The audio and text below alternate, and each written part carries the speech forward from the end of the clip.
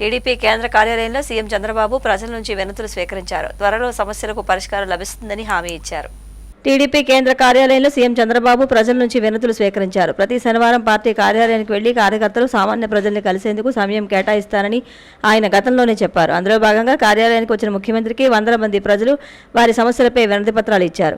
చంద్రబాబు అక్కడికి రావడానికి ముందే ప్రజలు బారులు తీరారు. దీంతో పార్టీ కార్యాలయ ప్రాంగణమంతా కిక్కిరిసింది. బారులు తీరిన ప్రజల వద్దకు చంద్రబాబు స్వయంగా వెళ్లి వినతులు స్వీకరించారు.